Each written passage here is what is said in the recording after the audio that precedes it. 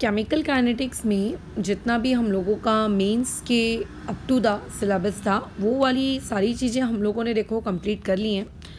हम लोगों को अभी से जो टॉपिक स्टार्ट करना है पढ़ना वो बेसिकली थोड़ा सा मेंस के ऊपर की कहानी है। ऐसा मत सोचना कि मेंस में आ नहीं सकता, मे बी क्वाइट पॉसिबल आ जाए, बट जो उसका लेवल रहेगा वो थोड़ा कम रहेगा। बट ये टॉपिक एडवांस लेवल का है। तो पढ़ते हैं क्या है ये टॉपिक।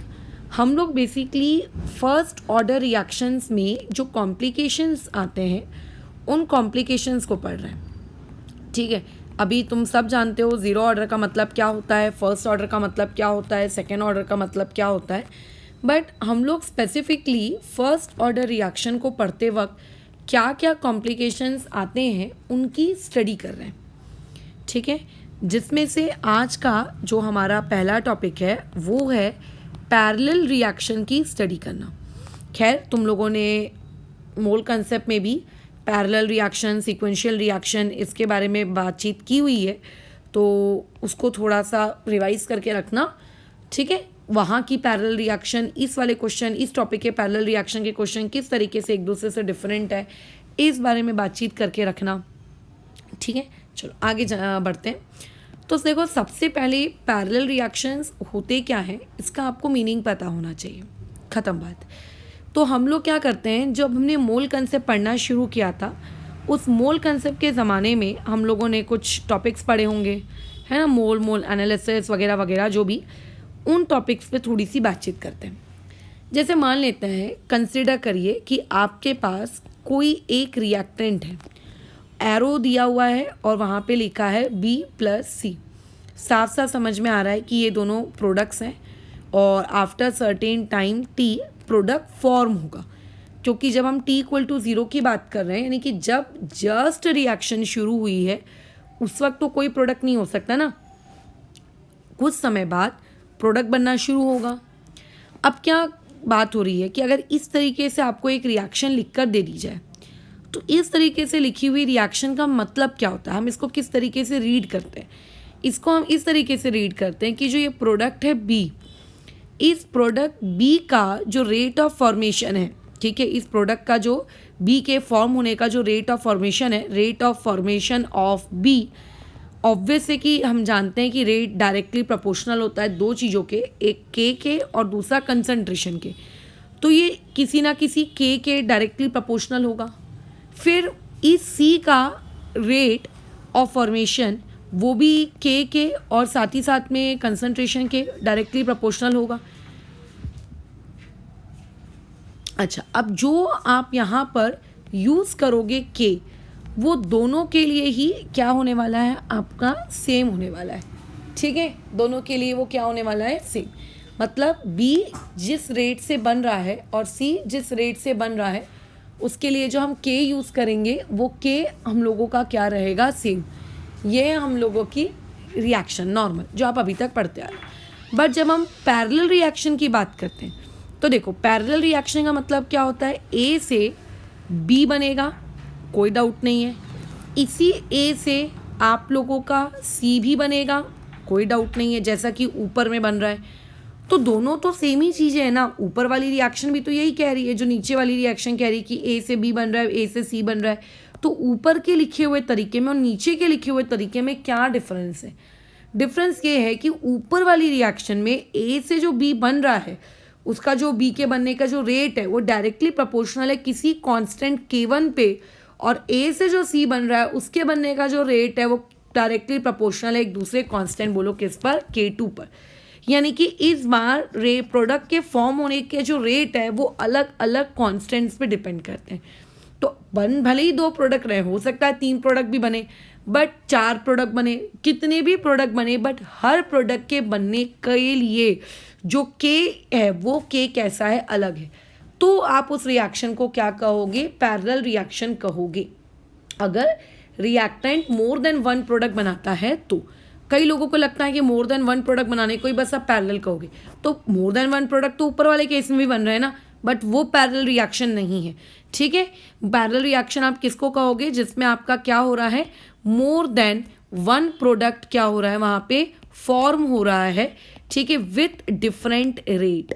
जब आप डिफरेंट रेट के साथ more than one product form होता है तो उस पर्टिकुलर रिएक्शन को हम लोग क्या कहते हैं, आप लोगों की पैरेलल रिएक्शन कहते हैं, ठीक है, या फिर इसको साइमल्टेनियस रिएक्शंस भी कहा जाता है। तुम ये भी नाम रख सकते हो, पैरेलल या फिर कौन सा दूसरा नाम, साइमल्टेनियस, ठीक है, ये दोनों नाम, इन दोनों में से तुम्हें जो नाम सूट करे तुम वो उसको रख दो, ठीक है। ज़रूरी नहीं है कि 2 ही प्रोडक्ट बने, ठीक है, 3 भी बन सकता है, 4 भी बन सकता है, 5 भी बन सकता है, बट सेम रेट नहीं होनी चाहिए। रेट दोनों की कैसी होनी चाहिए, डिफरेंट, क्योंकि अगर वो सेम रेट हो गई ना तो वो फिर पैरेलल रिएक्शन का केस नहीं है। वो जो आपकी नॉर्मल रिएक्शन होती है ना, normal reaction A + B giving you इतना, B + C गिविंग यू इतना वगैरह वगैरह, ये फिर उस कैटेगरी में ये आने लगेगी। खैर आगे बढ़ते हैं। अब देखो इसमें हमको कुछ मैथमेटिक्स लगानी है, कुछ मैथमेटिक्स से कुछ चीज़ें हम लोगों को डिराइव करनी है। तो मैं डेरिवेशन तो खैर करवा देती हूँ, मुझे कुछ नहीं जाता मेरा डेरिवेशन तुम्हें करवाने में, मुझे कोई दिक्कत नहीं है, परंतु आपको पेपर में जो इसके कंसेप्ट्स हैं, जो इसके फॉर्मूलेज हैं, वो आपको डायरेक्टली याद होने चाहिए, ठीक है। डेरिवेशन भले ही तुमको पता हो but concepts and formulas directly तुम्हें याद होने चाहिए, क्योंकि उतना लंबा चौड़ा डेरिवेशन तुम वहाँ करते तो बैठोगे नहीं, बराबर है, इसीलिए। अदरवाइज तुम्हें ऐसा है कि नहीं मैं वहाँ पे खुद डिराइव कर लूँगा बट मैं याद नहीं रखूँगा, तो वो तुम्हारी चॉइस है। खैर आगे बात करते हैं। देखो हम जानते हैं कि A से आप B भी बना रहे हो, है ना, A से B भी बन रहा है, और आप उसी एक A से, उसी सेम A से आपका C भी बन रहा है। जब B बन रहा है तो मान लेते हैं कि उसका जो रेट कांस्टेंट है वो K1 है, और जब C बन रहा है तब उसका रेट कांस्टेंट कितना है, K2। जब मैं बात करती हूँ T = 0 की, माने जब रिएक्शन जस्ट शुरू हुई है, तो जब रिएक्शन जस्ट शुरू हुई है तो उस वक्त A, B और C इनकी क्या क्या कहानी रही होगी। A की कुछ इनिशियल कंसंट्रेशन रही होगी जिसको हम कहेंगे A0। B और C की कंसंट्रेशन तो उस वक्त क्या रही होगी, 0 क्योंकि रिएक्शन तो जस्ट शुरू हुई है ना, प्रोडक्ट तो खैर बना ही नहीं है। फिर आफ्टर सम टाइम यानी कि T = T, पूरी दुनिया जानती है कि B कुछ अमाउंट में बना होगा, मुझे नहीं पता कितना बना होगा। यूजुअली हम लोग केमिकल इक्विलिब्रियम में कहते हैं कि लो X बना होगा। तो अगर B X बना होगा तो उसके लिए A से, A के पास से क्या हुआ होगा, X माइनस हुआ होगा, A0 - X बराबर। सिमिलरली C भी तो उसी A से ही बन रहा है ना, तो मान लो C कितना बन रहा है, Y बन रहा है, तो ऐसे में A से वो Y माइनस हुआ होगा। क्या ये बात समझ में आ रही है? ओके, इस तरीके से।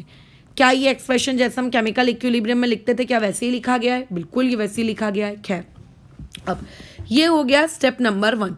ये स्टेप नंबर 1 को मैंने अकॉर्डिंग टू केमिकल इक्विलिब्रियम लिख दिया, है ना। स्टेप नंबर 1 को मैंने अकॉर्डिंग टू केमिकल इक्विलिब्रियम लिख दिया, जहाँ पे x का मतलब क्या है, कितना B बना, y का मतलब क्या है, कितना आप लोगों का C बना, ठीक है, कितना C बना। अच्छा, दूसरी चीज़ जरा इसी पर्टिकुलर चीज़ की अगर आप एनालिसिस करें और अगर मैं तुमसे कहूँ कि माइनस साइन कॉमन निकाल लो तो ये क्या हो जाएगा, x + y, और x + y की जगह कोई एक दूसरा वेरिएबल दे दो, लेट्स से z, है ना, लेट्स से z, यानी कि मैं ये लिख सकती हूँ कि हियर जो आपका z है वो बेसिकली x + y के बराबर है। वो किसके बराबर है, x + y के बराबर है। और अगर कोई तुमसे पूछेगा कि z आखिर है क्या, तो z क्या है कि कितना आप लोगों का रिएक्टेंट कम हुआ, ठीक है, कितना रिएक्टेंट कम हुआ, ये वही है ना। z क्या है कि कितना रिएक्टेंट कम हुआ। तो कई बार डायरेक्टली क्वेश्चन पूछ लिया जाता है कि कितना रिएक्टेंट कम हुआ 1 घंटे बाद, 2 घंटे बाद, तो यानी कि याद रखना कि जितना स्टार्टिंग में था माइनस जितना आपका बना होगा उन दोनों के एडिशन का, ठीक है, ये इस तरीके से। खैर आगे बढ़ते हैं स्टेप नंबर 2 में। अब अगर मान लेते हैं मैं तुमसे कहती हूँ कि सोचो, जस्ट सोचो कि A से B बन रहा है K1 रेट कांस्टेंट के साथ, इस रिएक्शन का आप क्या लिखो, रेट का एक्सप्रेशन लिखो। तो केमिकल काइनेटिक्स में तुम्हें रेट का एक्सप्रेशन लिखना तो आता ही है, राइट, सिखाया है रेट का एक्सप्रेशन लिखना, खैर पुरानी क्लासेस में। तो कैसे लिखते हैं रेट का एक्सप्रेशन, -dA/dt, ठीक है, कौन सा वाला -dA/dt, फर्स्ट स्टेप, मतलब जब पहली बार आप लोगों का रिएक्शन A से B गया उसके लिए। Equal to K1 times the concentration of A की पावर 1 रहेगी, क्योंकि हम लोग फर्स्ट ऑर्डर के लिए पढ़ रहे हैं। ठीक है, हम लोग किसके लिए पढ़ रहे हैं? फर्स्ट ऑर्डर के लिए।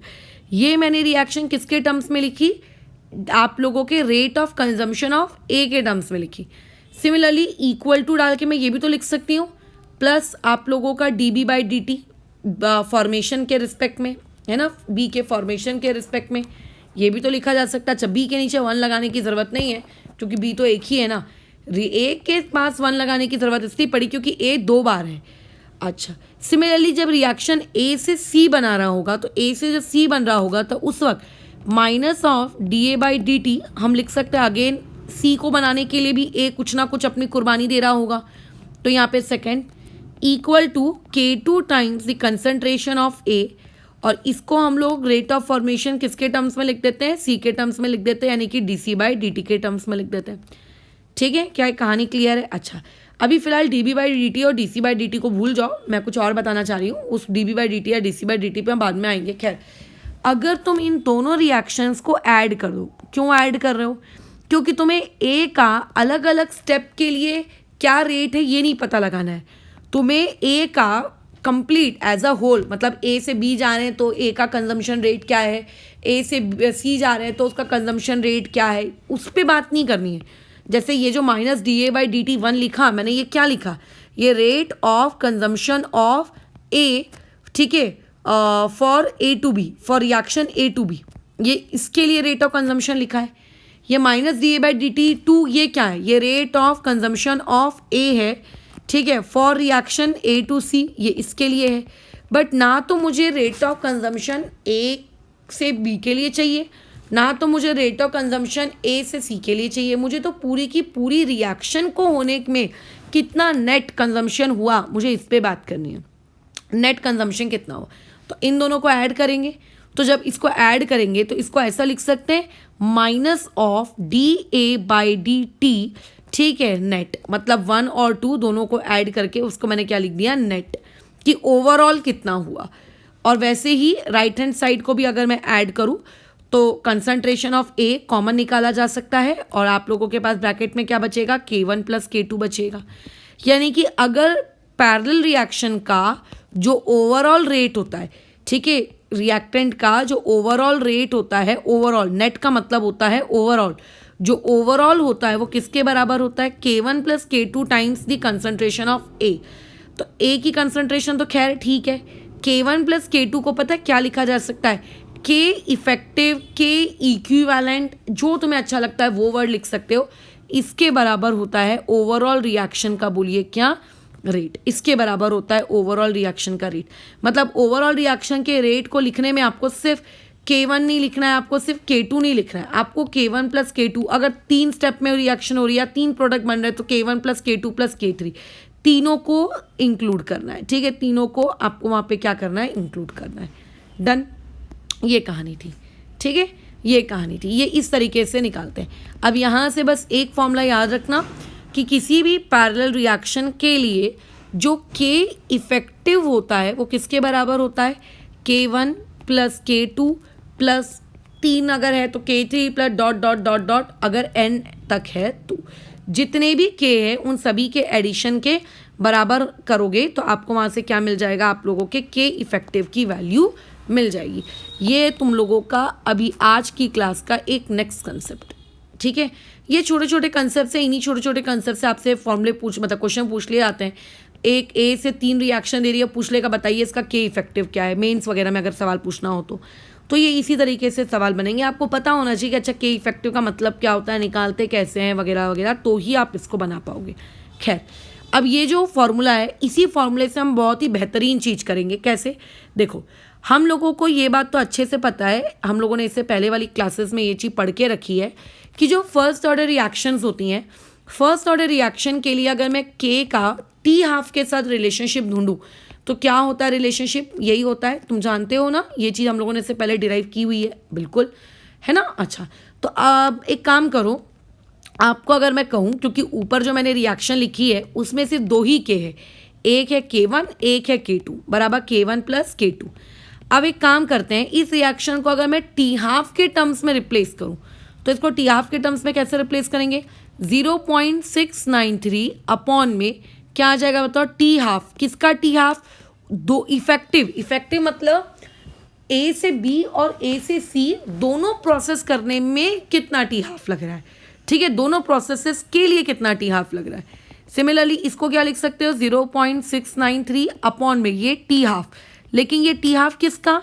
सिर्फ फर्स्ट वाले का, मतलब जब ए से बी जा रहे हो उस वक्त कितना, उस ए से बी जाने वाला टी हाफ, ठीक है, प्लस 0.693 यहाँ पे भी क्या आ जाएगा डिनोमिनेटर में, टी हाफ। ये सेकेंड वाला टी हाफ, सेकेंड वाला मतलब जब आप ए से सी जा रहे थे उस वक्त कितना टी हाफ, अगर तीसरी रिएक्शन होती तो प्लस में उसको भी लिखवा देते। तो यानी कि यहाँ से अगेन हम लोगों के पास एक बहुत अच्छा कंसेप्ट आया, 1 अपॉन टी हाफ इफेक्टिव, ठीक है, टी हाफ इफेक्टिव बोलिए किसके बराबर होता है, 1 अपॉन, मतलब बेसिकली हर स्टेप में जो टी हाफ लग रहे हैं उनके रेसिप्रोकल के एडिशन के बराबर होता है, उनके रेसिप्रोकल के एडिशन के बराबर होता है। तो अगर के इफेक्टिव पूछा जाए तो आप डायरेक्टली ऐड कर सकते हो, बट अगर टी हाफ पूछ लिया जाए तो आपको रेसिप्रोकल करके फिर ऐड करना है। जैसे फिजिक्स में नहीं करते कि अगर रेजिस्टेंस सीरीज में आता है तो डायरेक्टली ऐड कर देते हैं, और अगर पैरेलल में आता है तो पैरेलल में आने के बाद उसको बोलो क्या करते हैं हम लोग, उसको रेसिप्रोकल लेके काम करते हैं, शायद ऐसी कुछ होता है। खैर मुझे तो उतना अच्छे से फिजिक्स नहीं पता है, बट जहाँ तक मुझे याद आ रहा है ऐसे ही होता है। तो बस वही काम यहाँ पर है कि अगर टी हाफ पूछ रहा है तो आपको रेसिप्रोकल में ऐड करवाना है, अगर के बारे में पूछ रहा है तो इस तरीके से करना है, ठीक है। तो ये तुम्हारे पास कुछ इंपॉर्टेंट कंसेप्ट आते जा रहे हैं, इनको दिमाग में रखते जाओ, ठीक है। जैसे कि पहला इंपॉर्टेंट ये कंसेप्ट तो खैर पता ही होने चाहिए, ये आप लोगों का फॉर्मूला नंबर 1 कि अगर सिर्फ ए से बी के लिए रेट एक्सप्रेशन लिखने को कहे तो ऐसा, अगर ए से सी के लिए रेट एक्सप्रेशन लिखने को कहे तो ऐसे, अगर आपको ओवरऑल रेट एक्सप्रेशन लिखने को कहे तो ऐसे, ठीक है। अच्छा, उसके बाद आपको ये पता होना चाहिए कि के इफेक्टिव क्या होता है।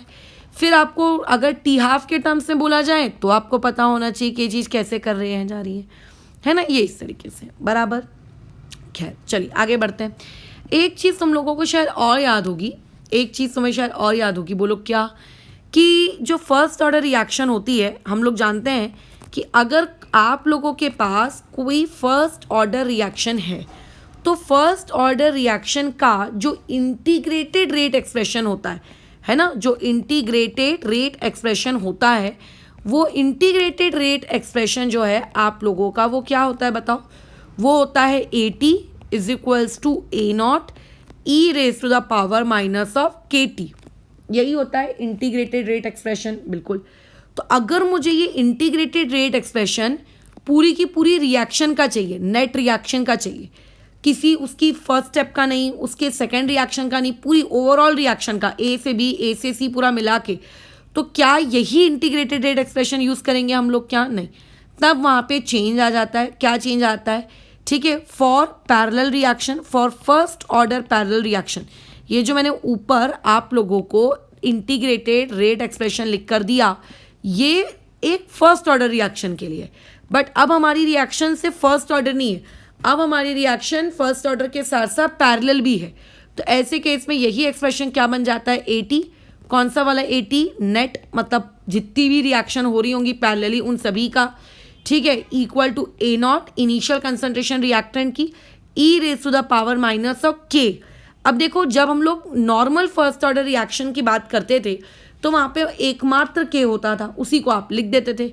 लेकिन यहाँ पे तो दो दो K हैं, अगर दो प्रोडक्ट बन रहे हैं, एक को K1 एक को K2, तो हम यहाँ पे कौन सा वाला K लें, है ना। अब हमारे दिमाग में डाउट आ जाता है, अब हम यहाँ पे कौन सा वाला K लें, तो आपको यहाँ पे K इफेक्टिव लेना है, ठीक है। यानी कि अगर आप ओवरऑल नेट निकाल रहे हो तो यहाँ पे आपको क्या लेना है? K इफेक्टिव और फिर multiply by T, K effective और उसके बाद फिर मल्टीप्लाई बाई T। और K इफेक्टिव क्या होता है ये तो तुम अच्छे से जानते ही हो।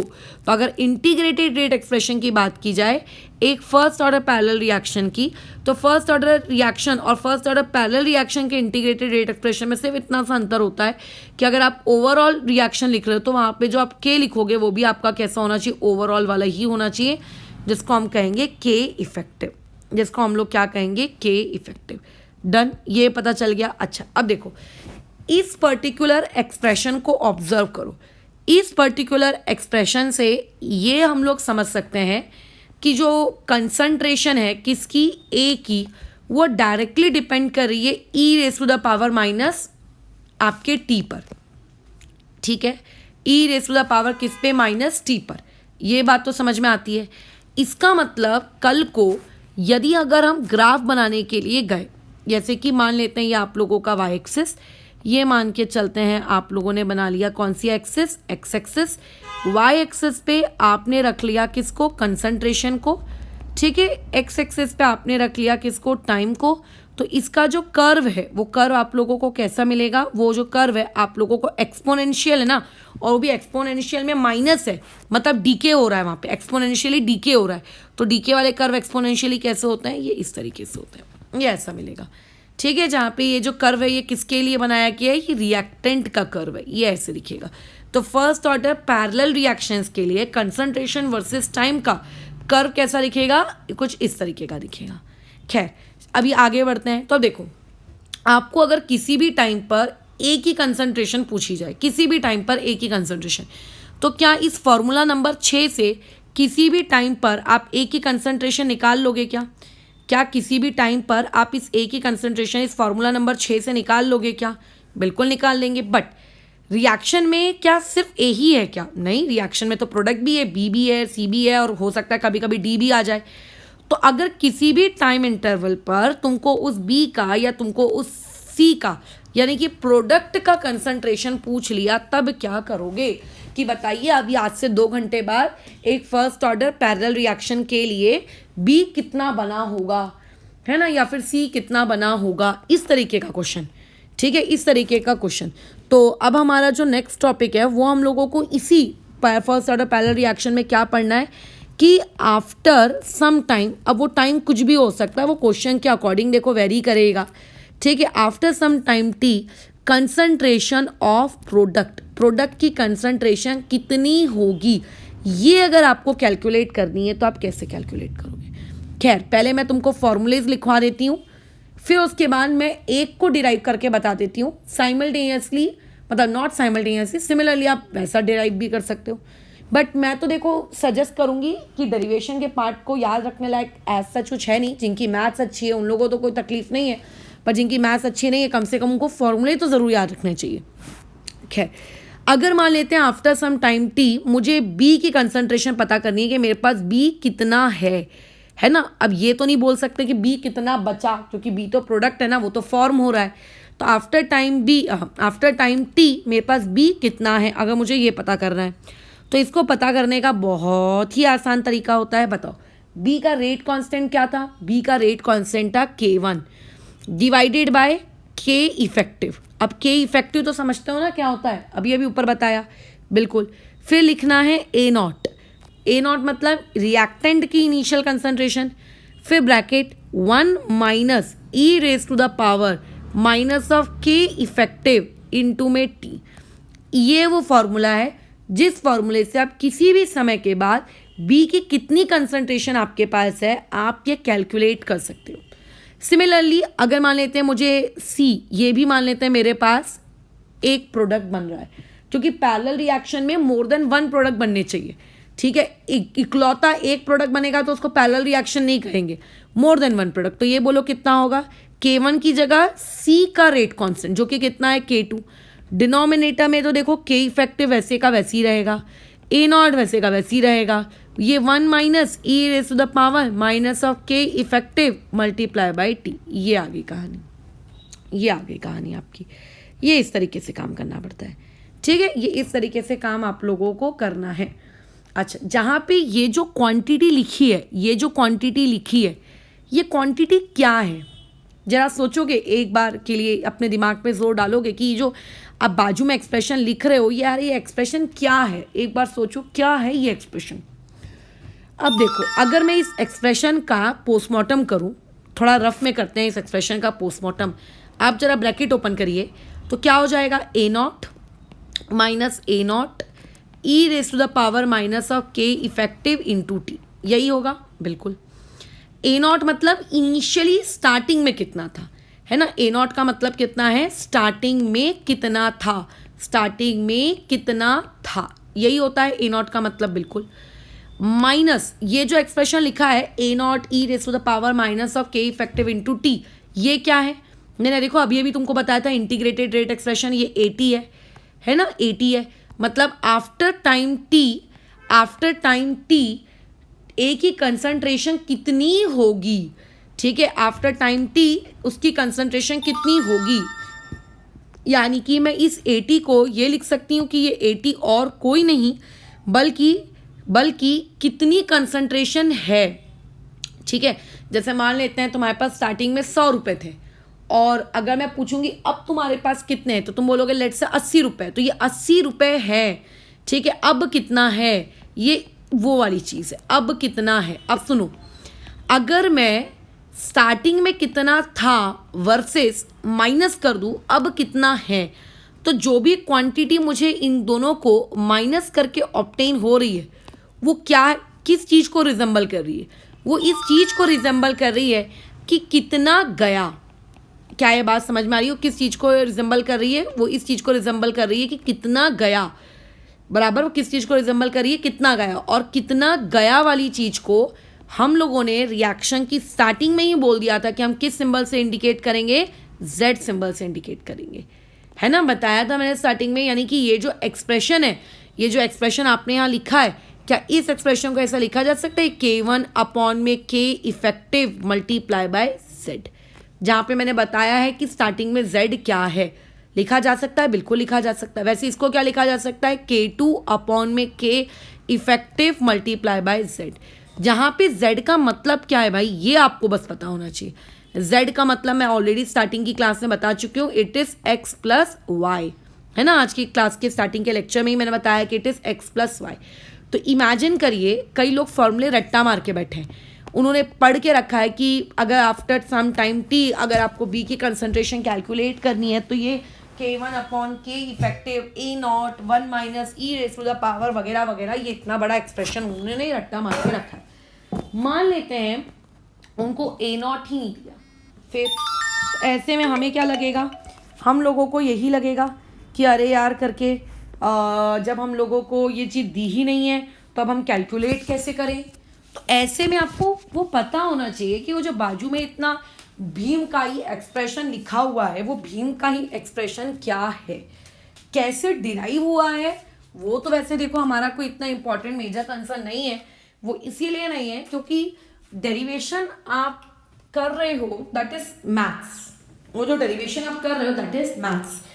डेरिवेशन वाले पार्ट से आपको खैर कोई सवाल नहीं पूछा जाएगा तो ये कैलकुलेशन वाले पार्ट से, ठीक है, इसीलिए ये आपको पता होना चाहिए, ठीक है। तो वो एक्सप्रेशन क्या है, वो एक्सप्रेशन जो लिखा रहता है K1 upon K effective into Z, वो इस चीज को इंडिकेट करता है कि वो जो बाजू में जो इतना बड़ा सा एक्सप्रेशन है ए नॉट ब्रैकेट वाला, कि कितना बचा, सॉरी कितना गया, वो इस चीज को इंडिकेट करता है, ठीक है। चलो आगे बढ़ते हैं। अब मैं ये डिराइव भी करके बता दूंगी कि ये फॉर्मूला सही में ट्रू है कि नहीं है, बट अगेन तुम्हें डेरिवेशन से कोई मतलब नहीं होना चाहिए, तुम्हें फॉर्मूला याद होना चाहिए। हाँ, बट अगर मान लेते तुम्हें ये पता है कि डिराइव कैसे करते, तो लेट से तुम भूल गए अगर पेपर में, तो तुम खुद डिराइव कर सकते हो। बट मुझे लगता है ये भूलने वाला कंसेप्ट है, कितना आसान है। मैं तो देखो इसको सक्सेसफुली याद रख सकती हूँ क्योंकि इसमें पैटर्न दिख रहा है ना आपको, K1 है, फिर K2 है, फिर अपॉन में K इफेक्टिव है, तो उतना कुछ कठिन नहीं है ये। अच्छा, अब एक काम करो, ये जो दो क्वांटिटीज़ आपको मिली हैं, concentration of B, concentration of C, जरा आप इनका रेशो ले लो, ठीक है। अब रेशो ले लो, ठीक है। अच्छा, अपनी कॉपी में लिखे होंगे आई थिंक तुमने, तो चलो रेशो ले लेते हैं। अगर तुम रेशो लोगे तो क्या हो जाएगा, के इफेक्टिव कट जाएगा, Z और Z वो जो पीछे का पूरा एक्सप्रेशन है वो कट जाएगा, सिर्फ क्या बचेगा, K1 अपॉन में K2, सिर्फ क्या बचेगा आपके पास, K1 अपॉन में K2। This is your most important expression. इस पर्टिकुलर एक्सप्रेशन से आपको बहुत सारी चीज़ें समझ में आएंगी, बहुत सारी चीज़ें। ये बहुत इंपॉर्टेंट एक्सप्रेशन है तुम्हारा, बहुत ही ज़्यादा इंपॉर्टेंट एक्सप्रेशन है, ठीक है। जैसे हमने अभी कहाँ तक पहुँच गए थे, हम पहुँच गए थे फॉर्मूला नंबर 6 तक, और ये दोनों को मिलाकर मैं क्या कहूँ कि ये दोनों हम लोगों के कौन थे, फॉर्मूला नंबर 7 थे, ठीक है। तो ये जो है, ये वाली जो क्वांटिटी है, this quantity is your formula number 8, ये particular quantity is your formula number 8। ये फॉर्मूला नंबर 8 वाली क्वांटिटी क्या कहती है कि आफ्टर टाइम टी अगर आपको प्रोडक्ट्स की कंसंट्रेशन का रेशो लेना है आफ्टर टाइम टी, अगर आपको प्रोडक्ट्स की कंसंट्रेशन का रेशो लेना है तो प्रोडक्ट्स की कंसंट्रेशन का जो रेशो है वो किसके बराबर होगा? उनके रेट कांस्टेंट्स के रेशो के बराबर होगा, उनके रेट कांस्टेंट्स के रेशो के बराबर होगा। ठीक है, इससे रिलेटेड कुछ क्वेश्चंस भी होंगे, वो भी मैं करके दिखाऊंगी ताकि समझ में आए कि अच्छा कब हमें कब कैसी क्या चीज़ अप्लाई करनी है।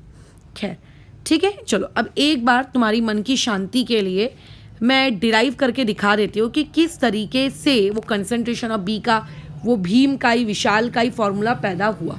वैसे तुम कोई डेरिवेशन की नीड नहीं है, बट फिर भी करवा लेते हैं डिराइव। फिर मेरे डिराइव करने के बाद तुम चाहो तो सी के लिए भी डिराइव कर सकते हो, बट मैं सिर्फ और सिर्फ बी के लिए डिराइव करवा रही हूँ। ठीक है, क्योंकि सी के लिए वही चीज़ सेम टू सेम रहेगी। खैर आगे बढ़ो।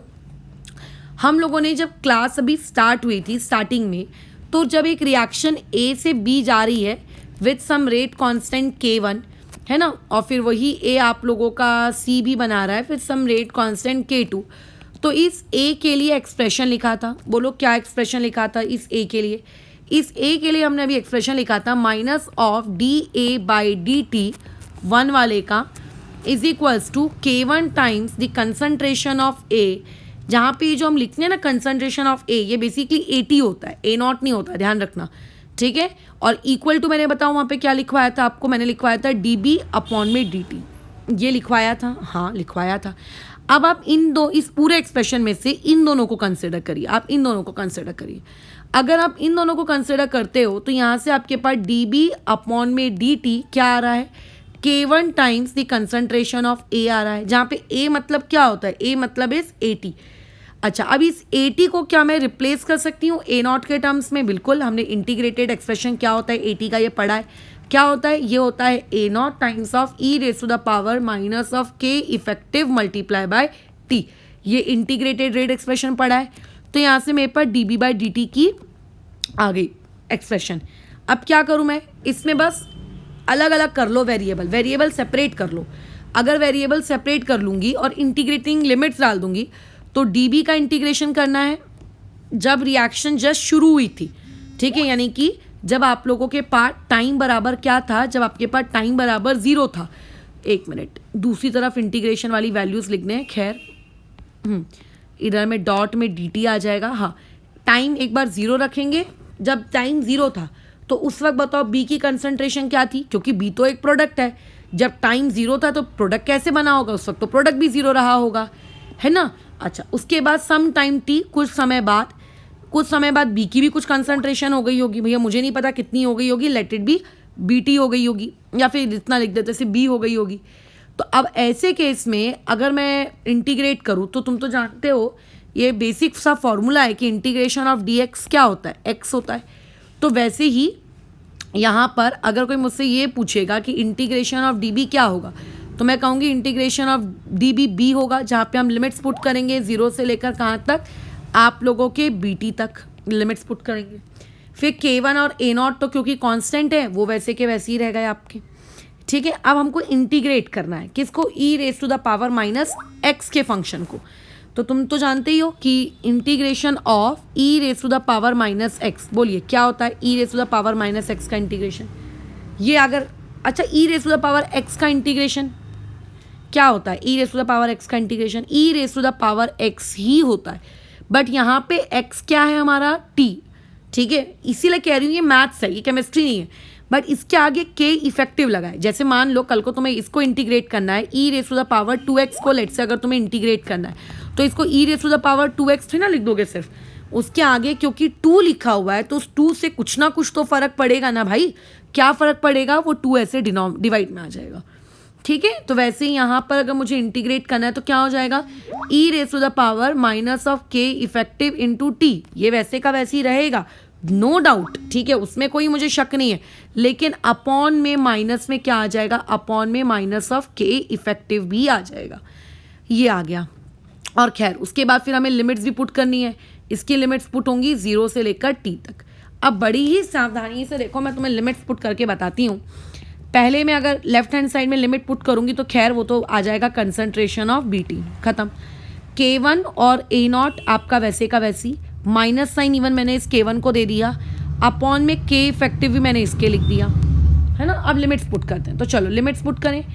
पहले लिमिट्स पुट किया तो minus of K effective T में आ गया, माइनस आप लोगों का। अब टी की जगह एक बार ज़ीरो पुट करो। अगर टी की जगह ज़ीरो पुट करूँगी तो E raise to the power वो माइनस क्या हो जाएगा, ज़ीरो हो जाएगा। अब E raise to the power minus zero कितना होता है, वो होता है 1, ठीक है, वो कितना होता है 1। तो यानी कि यहाँ से फॉर्मूला क्या आ गया, B T is equals to, अच्छा ये जो माइनस साइन है इसको अंदर ले भेज दो। अगर मैं इसको अंदर भेज दूंगी तो ये हो जाएगा K1 अपॉन में के इफेक्टिव, ए नॉट वैसे का वैसी, ब्रैकेट में क्या आ जाएगा बताओ। अच्छा ये माइनस अंदर आ गया, गलती से इसको माइनस मत दे देना, माइनस यहाँ आएगा उसके सामने, पावर में माइनस नहीं जाएगा भाई। तो माइनस ऑफ ये ई, इसके पावर में के इफेक्टिव इंटू में टी, और ये हो जाना है +1। +1 क्यों, -1 तो पहले से था, ऊपर से हमने वो माइनस साइन अंदर भेजा ना। तो तुम्हें ही लगता है ये वही चीज़ है जो मैंने तुमको ऊपर लिखवा कर दी कि K1 अपॉन में कितना के इफेक्टिव, यहाँ पे इंटू में ए नॉट, ब्रैकेट में 1 minus e raise to the power minus of K effective into में टी। ये वही एक्सप्रेशन है, याद आ रहा है, ये वही एक्सप्रेशन है, याद आ रहा है एग्जैक्टली। तो ये इस तरीके से डिराइव हुआ। अब तुम मुझे बताओ कि इस डेरिवेशन का तुम्हें कोई भी मतलब है क्या, कोई मतलब नहीं है, ये वही तो चीज़ डिराइव कर दी, बस फर्क इतना है कि चलो यहाँ पे बी टी लिख देती हूँ, आफ्टर सम टाइम टी, कितना टाइम टी वो आप देख लेना, कोई मतलब नहीं है इस एक्सप्रेशन को डिराइव करके। फॉर्मूला आपको बेसिकली याद होना चाहिए।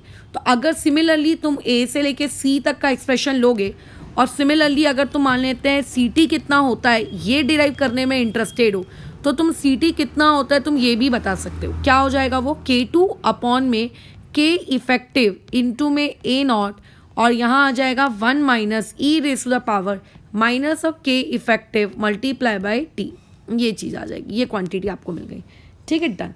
यहाँ से आ गया हम लोगों का सी टी, ठीक है। ये होती है फर्स्ट ऑर्डर रिएक्शन, वो भी पैरेलल, ठीक है, वो भी पैरेलल। अगर 3 प्रोडक्ट बन रहे होते, ठीक है, लेट्स से dt, तो K2 के बदले उसका कुछ दूसरा कांस्टेंट रहा होता K3, है ना, बराबर, उसका कुछ और कांस्टेंट रहा होता। खैर, लेकिन एक बात याद रखना कि ये जो हमने पूरा का पूरा डेरिवेशन किया, ठीक है, the above derivation for in above derivation in above formulas, इस पूरे के पूरे फॉर्मूले में आप एक बात पे बस फोकस करिए, ठीक है, सिर्फ एक बात पे आप फोकस करिए कि आपके जो प्रोडक्ट है, ठीक है, प्रोडक्ट की जो स्टोइक्योमेट्री है, वो स्टोइक्योमेट्री बोलो कितनी है, 1 है। रिएक्टेंट पे मत देखना, मैं प्रोडक्ट की बात कर रही हूँ, प्रोडक्ट की स्टोइक्योमेट्री कितनी है, 1। अगर मान, अच्छा स्टोइक्योमेट्री की स्पेलिंग ठीक कर लेना, अगर मान लेते हैं प्रोडक्ट की स्टोइक्योमेट्री 1 नहीं रही तो तब क्या करेंगे, अगर प्रोडक्ट की स्टोइक्योमेट्री 1 नहीं रही तो तब हम क्या करेंगे, तब क्या कोई चेंज आएगा फॉर्मूले में, तब क्या कोई चेंज आएगा क्या फॉर्मूले में, तो यस फॉर्मूले में चेंजेस आ जाएंगी। आपको क्या हम पूरा डिराइव करें, तो देखो मैं तो उसमें यही सजेस्ट करती हूँ कि आप थोड़ा सा डिराइव कर लो, लेकिन फिर भी अगर मान लेते हैं उसकी स्टोइक्योमेट्री 1 नहीं है, कुछ और है, तो उसके लिए एक बार थोड़ी सी बातचीत कर लेते हैं। जैसे कि मान लेते हैं ए है, रेट कांस्टेंट K1 के साथ ये प्रोडक्ट बना रहा है B, बट मान लो इस बार स्टोइक्योमेट्री है 3। ये मान लेते हैं रेट कांस्टेंट K2 के साथ ये प्रोडक्ट बना रहा है C, और इसकी स्टोइक्योमेट्री मान लो इस बार कितनी है 2। ऐसे में अगर आप बात करोगे K इफेक्टिव की, तो K इफेक्टिव में कोई चेंज नहीं आएगा, चाहे स्टोइक्योमेट्री प्रोडक्ट की या रिएक्टेंट की कुछ भी हो, वो K1 प्लस K2 ही रहने वाला है। ये एक पॉइंट याद रखना, उसमें आपको कोई चेंज देखने को नहीं मिलेगा, ठीक है, उसमें आपको कोई चेंज देखने को नहीं मिलेगा, ठीक है, डन। ये वाली चीज़ ठीक है, बराबर है, वेरी गुड, है ना, इसमें कोई चेंज देखने को नहीं मिलेगा, बढ़िया। क्या और कुछ चेंज और कुछ बदलाव कुछ देखने को मिलेंगे, खैर देखते हैं, पता मुझे क्या पता क्या देखने को मिलेगा। अगर हम लोग ये जो बात करते थे कंसंट्रेशन ऑफ B अपॉन में कंसंट्रेशन ऑफ C, क्या लिखते थे बोलो, इसको हम लोग लिखते थे कि ये K1 अपॉन K2 के बराबर, यही लिखते थे ना, हाँ। लेकिन अब यहाँ पे चेंज देखने को मिलेगा, अगर B के सामने की स्टोइक्योमेट्री 3 है तो K1 हो जाएगा आपका 3, ठीक है, और K2 आपका क्या हो जाएगा 2 टाइम्स ऑफ C। तुम्हें शायद ये पता होगा, जब मैंने फर्स्ट ऑर्डर काइनेटिक्स में पढ़ाई थी उस वक्त भी मैंने तुमको बताया था कि स्टोइक्योमेट्री चेंज करने से क्या क्या बदलाव हो जाते हैं। आपका जो नया वाला के होता है वो स्टोइक्योमेट्री मल्टीप्लाई बाय ओल्ड वाले के बराबर होता है, नया वाला जो के होता है। ठीक है, हमेशा याद रखना, जो जब भी आप किसी भी रिएक्शन को, ठीक है, अगर उसकी स्टोइक्योमेट्री बदल देते हो तो स्टोइक्योमेट्री बदल देने से जो नया वाला के हो जाता है वो किसके बराबर हो जाता है, ओल्ड वाला के मल्टीप्लाई बाय स्टोइक्योमेट्री, ठीक है, ऑफ आप लोगों का जो भी है प्रोडक्ट उसके स्टोइक्योमेट्री के बराबर। ठीक है, ये मैंने उस वक्त भी फर्स्ट ऑर्डर के इसमें बताया, अभी फिर से मैं एक बार यहाँ बता देती हूँ। डन, ये वाली कहानी हो गई। क्या टी समय बाद या फिर लेट से 2 घंटे बाद, 3 घंटे बाद जब हम ये बातचीत कर रहे थे कि बताइए क्या फ़र्क पड़ता होगा, किस में आपके बी का कंसंट्रेशन कितना आता होगा, आपका ए का कंसंट्रेशन कितना आता होगा, उस पर क्या कोई फ़र्क पड़ेगा? तो सुनो, हमारे बीटी के फॉर्मूले में ए नॉट है, ए नॉट पे क्या कोई फ़र्क पड़ेगा ना, ए नॉट पे तो कोई फ़र्क नहीं पड़ेगा। वन पे कोई फ़र्क पड़ेगा नहीं मैडम, वन तो कांस्टेंट है, उस पर क्या फ़र्क पड़ेगा। टाइम तो देखो वैसे भी चेंज हो रहा है, उसको क्या फ़र्क पड़ता है कि स्टोइक्योमेट्री कुछ भी है। के इफेक्टिव पे कोई फ़र्क पड़ेगा क्या? नहीं, मैंने अभी बताया के इफेक्टिव पे भी कोई फ़र्क नहीं पड़ेगा। क्या K1 पे कोई फ़र्क पड़ेगा? हाँ, K1 पे फ़र्क पड़ेगा। क्यों फ़र्क पड़ेगा? क्योंकि अभी मैंने कहा कि अब वो वाला K1 नहीं रहेगा, आपको उस K1 के सामने स्टोइक्योमेट्री लिखनी होगी, है ना। उस K1 के सामने आपको क्या लिखनी पड़ेगी स्टोइक्योमेट्री, यानी कि कंसंट्रेशन किसी भी प्रोडक्ट की। अब भैया जो भी प्रोडक्ट आप निकाल रहे हैं एट टाइम टी, वहाँ पर उस प्रोडक्ट का जो रेट कांस्टेंट है, मान लेते हैं उसका रेट कांस्टेंट के है, उस के को मल्टीप्लाई करना पड़ेगा उसकी प्रोडक्ट की स्टोइक्योमेट्री से डिवाइड बाय के इफेक्टिव। स्टोइक्योमेट्री से आपको उसके के को मल्टीप्लाई करना पड़ेगा। बाकी खैर और उसमें और कोई चेंज आपको देखने को नहीं मिलेगा। ये इस तरीके से, ठीक है, डन। यहाँ तक ये वाली चीज़, ये इस तरीके से फ़र्क पड़ेगा। Done, okay. तो अगर स्टोइक्योमेट्री होती है तो स्टोइक्योमेट्री के होने से ये होगा, अगर स्टोइक्योमेट्री नहीं होती है तो उसके नहीं होने से ये फ़र्क पड़ेगा। खैर, ये इतनी बातचीत हमने कर ली, अभी थोड़ी सी ग्राफ की बातचीत करनी है। बट ग्राफ की बातचीत करने से पहले एक और हम लोगों को छोटा सा फॉर्मूला डिराइव कराना है, जो कि मुझे पहले ही करा देना चाहिए था, लेकिन मुझे अब याद आया। जैसे कि तुम जानते हो K effective is equals to K1 plus K2 होता है। और तुम ये भी जानते हो अरेनियस थ्योरी क्या होती है, जानते हो ना, अरेनियस थ्योरी हमने पहले पढ़ी है, right. According to Arrhenius theory, अगर मैं अरेनियस थ्योरी की बात करूँ तो K is equals to A not, यही होता है, ठीक है। अच्छा, नॉट ए नॉट नहीं लिखते, खैर चलो, A E raise to the power minus of E A by R T, यही होता है।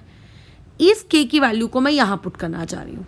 अगर मैं इस K की वैल्यू को यहाँ पुट करूँगी तो जो मैं A लिखूँगी वो क्या लिखूँगी मैं, A इफेक्टिव बराबर E raise to the power minus में जो ई ए लिखूँगी वो ई ए भी मैं क्या लिखूँगी आप लोगों का ई ए इफेक्टिव लिखूँगी ना, ई ए इफेक्टिव।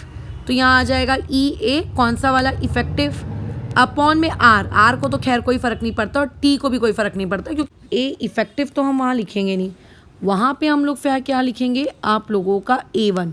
अच्छा, ये A1 क्या होता है मैं तुमको बता दूंगी, वैसे क्या बताना, तुम्हें खुद को पता है यार A1 क्या होता है।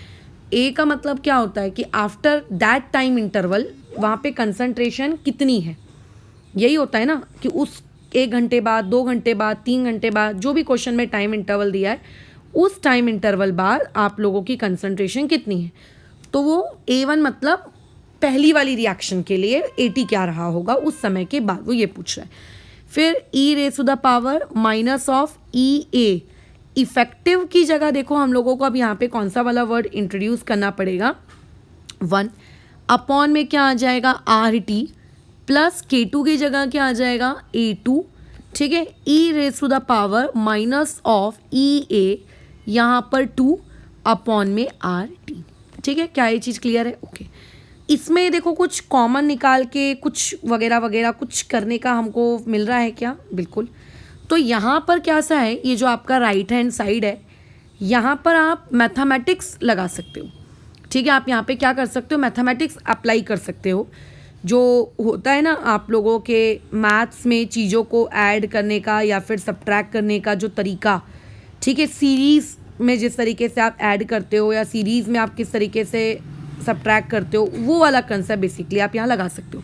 बट खैर हम लोग वो पूरी की पूरी खतरनाक मैथमेटिक्स नहीं करेंगे, हमें उसकी कोई ज़रूरत नहीं है। मैं डायरेक्ट फॉर्मूला लिख रही हूँ जो तुमको याद करना है, वो ये कि अगर activation energy effective activation energy आपको कैलकुलेट करनी है, तो उसके लिए बेसिकली हमें फॉर्मूला डिराइव कर रहे हैं। क्या हो जाएगा, K1 मल्टीप्लाई बाय आप लोगों का EA1, ठीक है, प्लस आप लोगों का K2 और यहाँ पर EA2, और अपॉन में बताओ कितना आ जाएगा, अपॉन में आ जाएगा आपका K इफेक्टिव। इफ़ अगर मान लेते स्टोइक्योमेट्री होगी, तो तुम तो जानते हो स्टोइक्योमेट्री से K इफेक्टिव को तो कोई फ़र्क नहीं पड़ता, तो K इफेक्टिव को तो कोई लेना देना नहीं है स्टोइक्योमेट्री से, है ना। K इफेक्टिव तो जितना था, जैसा था वो वैसे का वैसे ही रहेगा। लेकिन जो ये K1 है, ठीक है, उसको आप क्या कर सकते हो, उसकी स्टोइक्योमेट्री से मल्टीप्लाई, ठीक है, मतलब यहाँ पे स्टोइक्योमेट्री मल्टीप्लाई, और यहाँ पे अगर जो K2 है उसके आगे भी आप क्या कर सकते हो, स्टोइक्योमेट्री मल्टीप्लाई, ठीक है। क्या ये बात क्लियर है? इस तरीके से काम करना है। इसमें ऐसा कुछ भी हाई फंटुश काम नहीं है जो तुम्हें डाउट हो या तुम्हें ऐसा लगे कि अरे ये तो क्या हो गया, खैर मेरे को तो पूरा सर के ऊपर से चला गया। सादी मैथ्स थी, सादी गणित थी। हाँ, बस इतना है कि इसके जब क्वेश्चंस आते हैं तो उन क्वेश्चंस को थोड़ा ध्यान से सॉल्व करना होता है।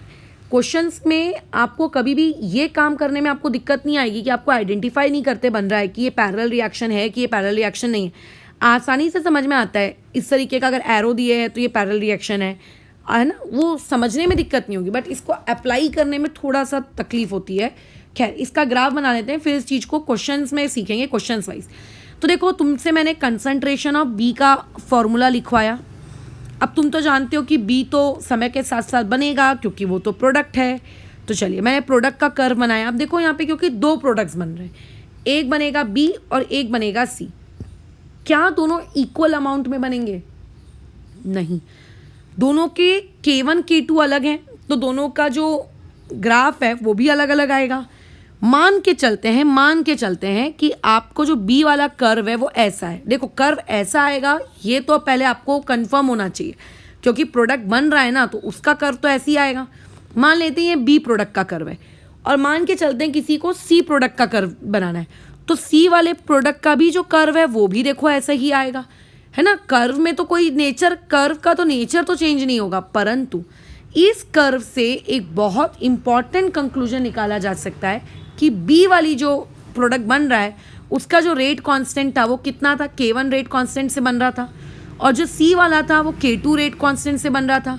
अब इस कर्व को साफ साफ देख के समझा जा सकता है कि कंसंट्रेशन ऑफ सी भले ही ज़्यादा है as compare to the concentration of B. अब कंसंट्रेशन अगर ज़्यादा है, इसका मतलब ज़रूर वहाँ पे उसका जो रेट कांस्टेंट है वो भी किससे ज़्यादा रहा होगा, बी से। तो हो सकता है कल को तुम्हें ऐसे कोई ग्राफ वाले कुछ क्वेश्चंस आ जाए, मान के चलते हैं इस तरीके से एक ग्राफ बनाकर दे दे, ठीक है, इस तरीके से, ये मान लो एक प्रोडक्ट का, मान लो ये दूसरे प्रोडक्ट का, मान लो ये तीसरे प्रोडक्ट का, मान लो ये चौथे प्रोडक्ट का, ये ए सी डी बी इसका इन्होंने दे दिया, है ना। अब वो पूछ रहा है कि आप के ए को, के बी को, के सी को, के डी को आप अरेंज करो। तो ध्यान रखना, जिसका कर्व जितना ऊपर होगा उसका रेट कांस्टेंट उतना ही ज़्यादा होगा।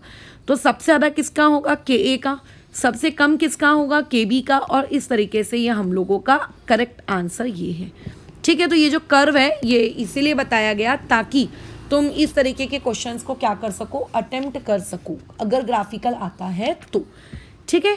तो फॉर्मूले पे तो देखो हमारी बहुत सारी बातचीत हो गई है। खैर, अब हम लोगों को बातचीत करनी है न्यूमेरिकल्स को लेकर। तो इसके जो न्यूमेरिकल्स हैं ये कुछ उस टाइप के नहीं है कि वैल्यू डाली फॉर्मूले में। कई बार हो सकता है ऐसे भी क्वेश्चंस आ जाए कि वैल्यू डाली फॉर्मूले में और सीधा सीधा आंसर तुम्हारी गोदी में आके टपक के गिर गया, ऐसा भी हो सकता है प्रोबेबली। बट ज़्यादातर इस टाइप के क्वेश्चंस में आपको अपना भेजा फ्राई करना पड़ता है, ठीक है, क्योंकि ये किसी एक पर्टिकुलर टेक्निक से नहीं होते। खैर, मैं एक क्वेश्चन बताती हूँ। जैसे ये ए है, इस ए से आपको बी भी मिल रहा है, इस ए से आपको सी भी मिल रहा है, इस ए से आप लोगों को डी भी मिल रहा है, परंतु तीनों ही रिएक्शंस के लिए जो रेट कांस्टेंट है वो अलग अलग है, ठीक है। अच्छा, ओके, क्वेश्चन में बोला गया है कि आफ्टर 5 आवर्स, ठीक है, 5 घंटे बाद, ठीक है, फ्रॉम बिगिनिंग का मतलब वो t इक्वल टू 0 की बात कर रहा है, ठीक है। वो किसकी बात कर रहा है, t इक्वल टू 0 की बात कर रहा है। वो ये कह रहा है कि मोल परसेंट किसका, b का, c का और d का, ठीक है, इन फ्लास्क इज़, उसने बोला कि फ्लास्क में इतना है, 10 है, 20 है, 30 है, ठीक है। अब वो बोल रहा है कि अगर 5 घंटे बाद ये मोल परसेंट इतना था, तो बताइए what will be mole percent इसी सेम चीज़ का, ठीक है, इसी सेम चीज़ का बी, सी और डी का जो मोल परसेंट है आफ्टर 2 आवर्स, 2 घंटे के बाद, ये तब कितना रहा होगा, तब ये कितना रहा होगा। मतलब दिया 5 घंटे का है और पूछ वो कितने का रहा है, 2 घंटे का रहा है, ठीक है। ये इस तरीके की कहानी है इसकी, ठीक है। कैसे करें इसको कैलकुलेट? तो पहली बात तो देख के ही समझ में आ रहा है कि आप लोगों का फर्स्ट ऑर्डर रिएक्शन है, साफ साफ समझ में आ गया इसको देखकर, ओके। अब हम लोगों को क्या करना है, यहाँ पर कुछ कैलकुलेशंस करनी होंगी। कैसी कैलकुलेशंस? देखो, हम लोग फर्स्ट ऑर्डर काइनेटिक्स के बारे में क्या क्या जानते हैं, भले ये पैरेलल रिएक्शन है बट है तो यार ये भी फर्स्ट ऑर्डर काइनेटिक्स ही ना। तो फर्स्ट ऑर्डर काइनेटिक्स का एक हम लोगों ने सॉल्व करके एक एक्सप्रेशन तैयार किया था, इंटीग्रेटेड एक्सप्रेशन। क्या था बोलो वो? k is equals to 1 upon, अच्छा 1 अपॉन नहीं, 2.3, ठीक है, 2.303 अपॉन में t लॉग बेस 10 और a0 अपॉन में 80। याद आ रहा होगा, राइट? हमने डिराइव किया था फर्स्ट ऑर्डर के लिए, बट ये तो आप लोगों की क्या है, ये तो फर्स्ट ऑर्डर के साथ साथ पैरेलल भी है। तो बस फ़र्क इतना पड़ेगा, के की जगह यहाँ पे के इफेक्टिव वर्ड आ जाएगा और कुछ भी नहीं, के इफेक्टिव वर्ड यहाँ पे आ जाएगा, ठीक है। चलो खैर, अब यहाँ पर वो तुमसे ये पूछ रहा है a0, क्या आप बता सकते हो? क्या 80, क्या आप ये बता सकते हो? ठीक है, देखते हैं बता सकते हैं कि नहीं बता सकते। a0 के बारे में तो मैं इतना तो जानती हूँ कि a0 मतलब इनिशियल। अब इनिशियल को मैंने मेरा 100% मान लिया। अब 100% के बाद जो 80 है उसका मैं क्या करूं? तो देखो, कंडीशन आपको गिवन किसके लिए दी गई है? आफ्टर 5 आवर्स, यानी कि t की जगह तो वैल्यू मेरी 5 आवर्स वाली आ जाएगी, है ना। t की जगह जो मेरी वैल्यू है वो तो मेरी 5 आवर्स वाली आ जाएगी। चलो ठीक है, 5 आवर्स वाली वैल्यू आ गई। अब जो 80 है उस 80 का मैं क्या करूं? अब देखो, 80 का मतलब होता है कि 5 घंटे के बाद एक कितना बचा, एक कितना बचा, है ना। यानी कि 80 को कैसे निकाला जा सकता है? 80 को ऐसे निकाला जा सकता है a0 माइनस, क्योंकि यहाँ पे 3 चीज़ें बन रही हैं तो x minus y minus z, ऐसे निकाला जा सकता है। अब यहाँ पे z, ये मत बोलना कि मैडम आपने ऊपर वाले पार्ट में तो z का मतलब x प्लस वाई बताया था, प्लीज़। चलो एक काम करती हूँ, मैं z हटा ही देती हूँ, p लिख लेती हूँ, ठीक है। x minus y minus p, जहाँ पे p का मतलब क्या है कि कितना आपका जो थर्ड प्रोडक्ट है वो बना। अब देखो क्वेश्चन में क्या बोला है कि 5 घंटे बाद, ठीक है, 5 घंटे बाद आपका b कितना है मोल परसेंट वाइज, यानी कि ये हो गया आपका x, ये हो गया आप लोगों का y और ये हो गया आप लोगों का p, यानी कि आपको x y p ये टोटल कर लो तो कितना आ गया? 60। तो अगर इसमें 100 में से 60 माइनस कर दूँ तो ये क्वांटिटी आ जाएगी मेरे पास, बोलो कितनी? 40। तो 2.303 अपॉन में 5 लॉग बेस 10 100/60, यानी कि इसको मैं लिख सकती हूँ 10/6 आ गया। ये 5 आवर्स के बाद की सिचुएशन है ना, ये 5 आवर्स के बाद की सिचुएशन है। अब अगर मैं यही सेम चीज़ तुमको आफ्टर 2 आवर्स बोलूँ, तो जैसे कि तुम ये अच्छे से जानते हो कि जो के की वैल्यू होती है वो टेम्परेचर की वजह से चेंज होती है, वो टाइम की वजह से चेंज नहीं होती। तो के इफेक्टिव जो 5 आवर्स के लिए था वही सेम के इफेक्टिव 2 आवर्स के लिए भी होगा। 2.303 अपॉन में कितना आ जाएगा? 2 लॉग बेस 10, इनिशियल तो देखो 100 ही रहेगा, राइट। इनिशियल में तो कोई फ़र्क नहीं आएगा, हाँ। बट अभी 5 घंटे के बाद आपको 80 कितना है ये नहीं पता। अब 80 निकालने के लिए तो मैडम x y p पता होने चाहिए। तो 5 घंटे के बाद x क्या होगा, 5 घंटे बाद, सॉरी 2 घंटे बाद x क्या था, y क्या था, p क्या था, ये आपको नहीं पता। तो चलो एक काम करते हो, इसको 80 का 80 रहने दो। अगर तुम इन दोनों एक्सप्रेशन को सॉल्व करोगे, ठीक है, अगर तुमने इन दोनों एक्सप्रेशन को सॉल्व किया डिवीजन के वाया रेशो लेकर, तो के इफेक्टिव कट जाएगा, यानी कि 1 इज इक्वल्स टू कितना आ जाएगा? ये आपका 2/5, ये एग्री करते हो? ओके। लॉग बेस 10 10/6, 10/6 यानी कि कितना? 5/3 बराबर लिख सकती हूँ, 5/3, ओके। 5/3 को अगर मैं पॉइंट में कैलकुलेट करना चाहूँ तो 5 1 और फिर कितना बचेगा आपका? 2 बचेगा, फिर यानी कि 1.6 आएगा, ठीक है, कितना आएगा 1.6 अपॉन में कितना आएगा लॉग बेस 10 100 अपॉन में 80। चेक करते जाना कहीं मेरे से कोई कैलकुलेशन एरर ना हो जाए। इस पूरी क्वांटिटी को उठा के लेफ्ट साइड ले आती हूँ तो यहाँ आइडेंटिटी मतलब लॉग का पूरा एक्सप्रेशन लगा लेते हैं। लॉग 100 माइनस लॉग बेस 10 आप लोगों का 80 इज इक्वल्स टू 2/5। अब देखो 1.6 लॉग की वैल्यू कोई याद नहीं रखता है ना, लॉग 1.6 की वैल्यू कोई याद नहीं रखता। खैर एक मिनट, सही तो किया है ना, अरे यार देखो एरर हो गई, शिट। देखो ये एक्स वाई पी टोटल कितने थे 60 थे, अगर एक्स वाई पी टोटल 60 थे तो यानी कि यहाँ पे 40 बचना चाहिए ना, 40 का काटोगे तो 4, हे भगवान, यानी कि 5/2 यानी कि 2.5, यहाँ पे 2.5 आएगा। अच्छा हुआ अभी पता चल गया 2.5, ठीक है। तो लॉग बेस 10 2.5 इसकी वैल्यू निकाल सकते हो, बिल्कुल निकाल सकते हैं। 2.5 को लिख दो 25 इंटू 10 की पावर -1। लॉग बेस 10 100 ये कितना होता है, ये होता है 2। अब अगर तुम्हें ये नहीं पता कि ये 2 कैसे होता है तो तुमने अभी तक क्या आयोनिक इक्विलिब्रियम पढ़ा और क्या केमिकल काइनेटिक्स पढ़ी, मुझको नहीं पता अभी तक। मतलब लॉग की प्रॉपर्टीज लगानी आनी चाहिए, बल्कि इसका तो केमिकल काइनेटिक्स से आयोनिक इक्विलिब्रियम से कोई वास्ता ही नहीं है, इसका वास्ता मैथ्स के साथ है।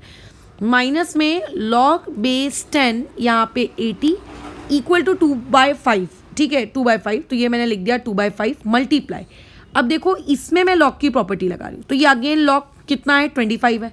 लॉग 25 को क्या लिख सकती हूँ मैं 5 का स्क्वायर, 5 के स्क्वायर को क्या लिख सकती हूँ मैं 2 टाइम्स ऑफ लॉग 5 लिख सकती हूँ ना मैं इसको क्या लिख सकती हूँ 2 टाइम्स ऑफ लॉग 5। और मैंने इससे पहले कई बार तुमको बताया है कि ये लॉग 5 की वैल्यू याद होनी चाहिए, जो होनी चाहिए 0.6989। Done, okay. बीच में एक प्लस का साइन रहेगा बट वो 10 की पावर -1 है तो बेसिकली आएगा -1, ये आने वाला है, ठीक है। वैसे तुम देखते चलना कहीं मेरे से कोई कैलकुलेशन एरर ना हो जाए, बट फिर भी ये इसका आंसर है। खैर आगे बढ़ते हैं, तो 2/5 ये आ जाएगा आपका 0.6989, ठीक है। इसको मल्टीप्लाई कर दिया तुमने, एक मिनट, हाँ इसको मल्टीप्लाई कर दिया 2 से तो ये आ गया 1.3978, उसमें से 1 माइनस कर दिया यानी कि आ गया 0.3978 बराबर, ओके। फिर ये 0.3978 को तुमने मल्टीप्लाई कर दिया किसके साथ, आप लोगों के प्यारे 2 के साथ। अच्छा 2 के साथ मल्टीप्लाई कर देने के बाद इसका जो भी आंसर आएगा उसको हमने डिवाइड कर दिया किसके साथ 5 के साथ। तो मैंने कैलकुलेटर में करके देख लिया है, हाँ ये क्वांटिटी आ रही है 0.15912 equal to 2 minus log base 10 80। अब ये जो प्लस वाली क्वांटिटी इसको यहाँ ले आते हैं तो ये माइनस हो जाएगा, तो मतलब 2 में से बेसिकली 0.16 माइनस कर दो, राउंड ऑफ किया है मैंने, इक्वल टू ये लॉग बेस 10 80 आ जाएगा। तो 2 में से अगर तुम माइनस कर दोगे किस क्वांटिटी को 0.16 वाली क्वांटिटी को तो ये 1.84 बचेगा। ये लॉग बेस 10 ये 80 है। अब देखो ये अगर मुझे 80 निकालना है तो मुझे एंटी लॉग लेना पड़ेगा, मतलब 10 की पावर 1.84 ये मुझे लेना पड़ेगा, है ना, ये मुझको लेना पड़ेगा। अब ये 10 की पावर 1.84 खैर ये निकालेंगे कैसे, यही हमारे लिए समस्या है। तो ये वाली चीज़ का देखो कोई कैलकुलेशन नहीं होता है ना, ये वाली चीज़ आपको पेपर में गिवन डेटा दिया होगा, मतलब ऐसी कोई मैथ्स नहीं है कि जिसके बाद आप निकाल सको प्रॉपर्टी वगैरह लगा कर। तो ये मैंने कैलकुलेटर से अभी निकाला and it is coming out to 69.18। तो ये मेरे पास 80 पता चल गया कि आफ्टर 2 आवर्स इतना मेरे पास 80 है। तो जब भी तुम एग्ज़ाम दोगे तो एग्ज़ाम में कैसा है 10 टू की पावर 1.8 इसकी वैल्यू आपको कुछ ना कुछ वहाँ पे लिखकर मिली होगी, ताकि इस पॉइंट पे आने के बाद तुम उस पर्टिकुलर वैल्यू को क्या कर सको, यूज़ कर सको, ठीक है, उस पर्टिकुलर वैल्यू को तुम क्या कर सको, यूज़ कर सको। खैर अच्छा, कई लोगों का शैतानी दिमाग ऐसे भी चलता है कि मैडम चलिए अपन यहाँ पे राउंड ऑफ कर देते हैं, मतलब 10 की पावर 1.8 लिखा है तो 1.8 को आप 10 की पावर 2 लिख दो। देखो अगर मैं ऐसा राउंड ऑफ करूँगी तो नहीं लगता ये आंसर इस आंसर में बहुत बड़ा डिफरेंस आ रहा है। तो एंटी लॉग में ध्यान रखना, इस तरीके की शैतानी कार्य आपको करने की ज़रूरत नहीं है, ठीक है। अब सुनो, इसको मैं लिख रही हूँ कि आफ्टर 2 आवर्स मेरे पास जो 80 है वो 69 है। 80 का मतलब होता है कितना बचा, तो अगर 80 69 होगा तो इससे कॉमन सेंस का प्रयोग करो। 80 अगर 69 है, कॉमन सेंस का प्रयोग करो तो खर्च कितना हो गया होगा, क्योंकि हमको तो यही पूछना है ना कि आफ्टर 2 आवर्स जो बी, सी और डी है उनका मोल परसेंट कितना है, वो तो यही पूछ रहा है ना कि आफ्टर 2 आवर्स मोल परसेंट कितना है। मतलब उसको ये जानने में इंटरेस्ट है, कि what is the value of x, what is the value of y, what is the value of z. मतलब खर्च कितना हुआ। एटी क्या होता है, एटी होता है ए नॉट माइनस कितना खर्च हुआ, यही तो होता है। अब मुझे एटी पता है 69, ए नॉट मेरा 100% है, तो क्या मैं यहाँ से ये बता सकती हूँ कि जो मेरा खर्च हुआ वो खर्च हुई वाली क्वांटिटी मेरी कितनी है, 31 है। अब खर्च में तो तीनों आते हैं, खर्च में मतलब खर्च हुआ, एक खर्च हुआ, तो एक किसके लिए खर्च हुआ, ए बी के लिए भी खर्च हुआ होगा, ए के खर्च होने से सी भी बना होगा, ए के खर्च होने से डी भी बना होगा।